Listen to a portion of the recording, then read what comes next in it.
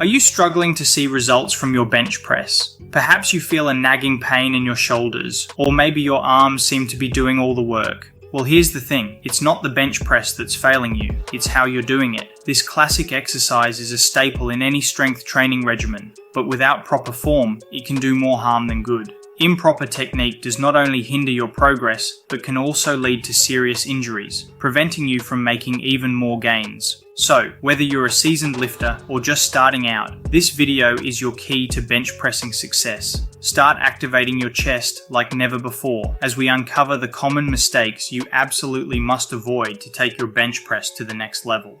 Incorrect elbow position. In an attempt to lift heavier weights, many lifters unknowingly position their elbows incorrectly, either by flaring them out or tucking them too close to the body. When your elbows are misaligned, you're not targeting your chest muscles effectively, and you're also putting undue stress on your shoulder joints by disengaging scapular retraction, thereby increasing the risk of injury. Additionally, flaring your elbows will also result in a poor bar path, which not only causes your joints and muscles not to work in unison, but also increases the distance that the bar has to travel. The key is to keep your elbows at a certain angle from your body. Now, the specifics are not going to be the same for everyone. Generally speaking, with proper form, your elbows should be tucked between 45 to 75 degrees as you lower the bar. Don't try and flare your elbows beyond this, as not only are you taking the emphasis away from your chest, you're also probably impinging your shoulders in the process. The best way to determine the right angle for you is to focus on the bar path. The bar should move forward slightly on the lowering movement, and as you lift the bar back up, it should move backward slightly, almost like a curve.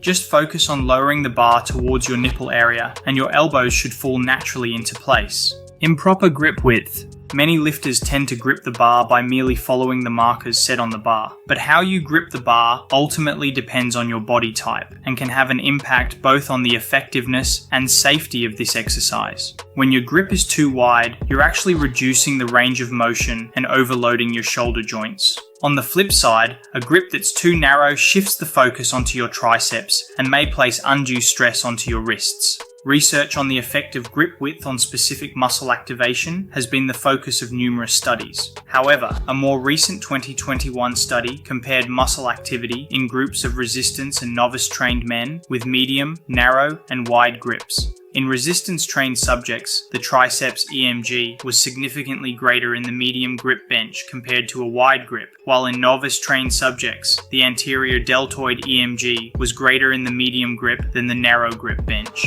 Interestingly, no significant differences were found in any of the prime movers for either group. It has been found that while a certain grip width may work for you in activating a specific muscle, the same width may not work for others in attempting to engage the same muscle group. For the perfect grip width, aim for a grip where your forearms are perpendicular to the floor at the bottom of the lift. This usually means placing your hands just a bit wider than shoulder width apart. This just right grip ensures that you're engaging your chest effectively, thereby maximizing growth and minimizing the risk of injury. Improper feet placement. You might not think much about your feet when you're focusing on pushing that barbell up, but your feet are the foundation of a strong and effective bench press. Many lifters either place their feet too far forward, too far back, or they let them dangle or shift during the lift. Improper feet placement can throw off your entire form, leading to reduced stability and less power in your lift. But the solution is pretty straightforward. The key is to keep your feet flat on the ground and aligned with your knees. This stable position not only gives you a solid base to drive power from, but it also helps in maintaining a proper lifting form throughout the exercise. Think of your feet as anchors. They should be planted firmly to help you generate maximum force and stability. Incomplete range of motion.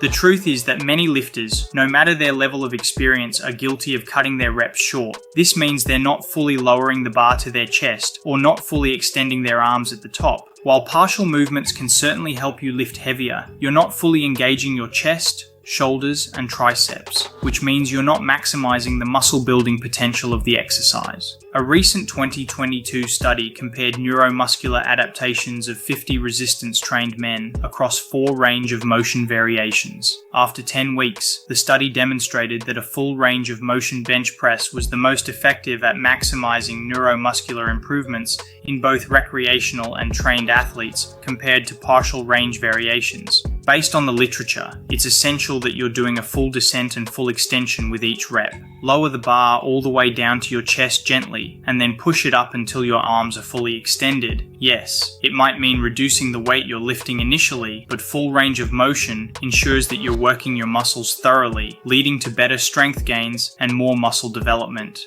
Bouncing the bar. It's a common sight in gyms, a lifter dropping the barbell to their chest and using a bounce to help lift it back up. Sure, it might help you lift heavier or squeeze out a few extra reps, but at what cost? The quick eccentric movement is not the major issue. It's the fast lowering of the bar with no attention to absorbing force. Bouncing the bar off your chest disrupts the controlled movement that's essential for a productive bench press. It also puts your rib cage at risk of injury and causes you to lose that upper back tightness, which is crucial for producing power. You're basically turning this exercise into a high-impact, high-risk move. Now, the perfect tempo depends on your lifting style and intensity. However, if you want to focus on engaging the muscle fibers during the movement, the key is slow and steady reps. This involves lowering the barbell to your chest with control, pausing briefly, and then pushing it back up with equal control. It might mean lifting lighter than you're used to, but it's a trade-off worth making for better muscle engagement. Bending your wrists. Often overlooked, but the way you position your wrists can make a world of difference in your bench press efficiency and your wrist health. Many lifters allow their wrists to bend excessively backwards when holding the barbell. This improper wrist position not only reduces the efficiency of your lift, but also puts you at a high risk for wrist strains and sprains. Imagine trying to push a heavy weight with your wrists acting like a weak link in the chain. It's a recipe for trouble. The key to avoiding this pitfall is proper wrist alignment. You want to keep your wrists straight and aligned with your forearms. Think of it as stacking the weight directly over your wrists and elbows. This alignment not only ensures that you're transmitting force more effectively, but also protects your wrists from unnecessary strain. Incorrect back arch. This is a tricky one, as there's a fine line between the right amount of arch and too much. Powerlifters often adopt this approach to enhance maximal lifting capacity. While an arch is necessary for proper form and safety, overdoing it can lead to problems that you definitely want to avoid. So, what happens when you overarch your back? First off, it puts your spine in a risky position, increasing the likelihood of lower back injuries. An excessive arch can also limit the engagement of your chest muscles, and you can end up placing more load on your shoulders and triceps, missing out on the full benefits of the bench press. Benching from an arch position, with your hips and shoulders firmly planted on the bench, is known to recruit more pectoral fibers compared to other variations.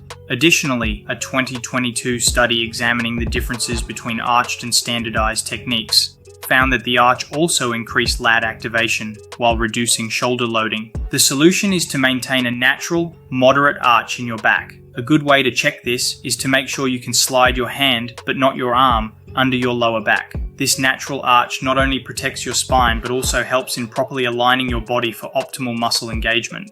And there you have it, the top mistakes you absolutely must avoid to turn your bench press from a potential problem into a pinnacle of strength building success. By fixing these common errors, you're not only enhancing your performance, but also protecting yourself from injury. But hey, the journey doesn't end here. If you thought this was a game changer, check out these 2 videos, which are packed with insights that can revolutionize your fitness journey. And of course, drop a comment below sharing your bench press experiences and any questions you have. Until next time, keep pushing, keep lifting, and most importantly, keep learning.